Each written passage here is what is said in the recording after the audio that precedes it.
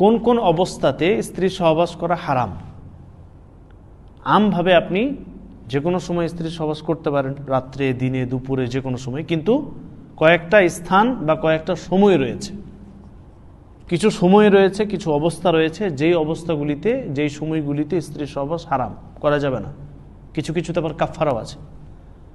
প্রথম হচ্ছে পিরিয়ড অবস্থায়, যখন মহিলাদের মাসিক আসে, যাকে আমরা পিরিয়ড বা হায়েজ বলি, প্রত্যেক মাসে নির্ধারিত সময়ে, যেই সময়টাতে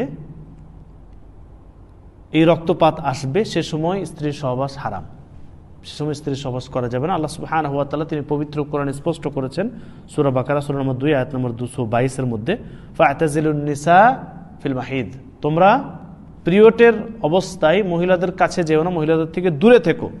ওয়ালা তাকরাবুহুন্না হাত্তা ইয়াতহুরনা, যতক্ষণ পর্যন্ত তারা পবিত্রতা অর্জন করে নিচ্ছে, মানে তারা গোসল, ফরজ গোসল যতক্ষণ পর্যন্ত তারা না করে নেয়, কেউ যাবেন না তাদের কাছে।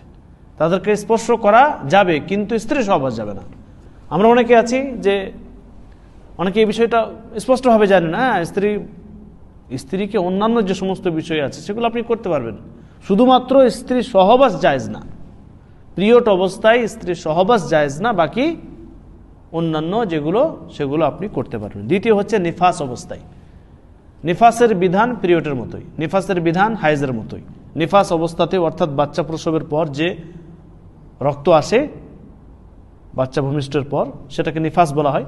তো সেই অবস্থাতেও সেটা কারোর 20 দিন, কারোর 30 দিন, একদম 40 দিন পর্যন্ত আসতে পারে।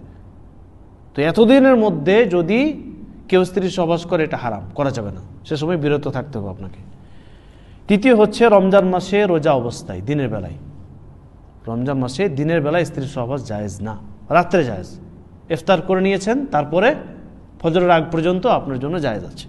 4 নম্বর হচ্ছে হজ এবং উমরায় এহরাম অবস্থায় স্ত্রী সহবাস হারাম, সে সময় করতে পারবে না কেউ।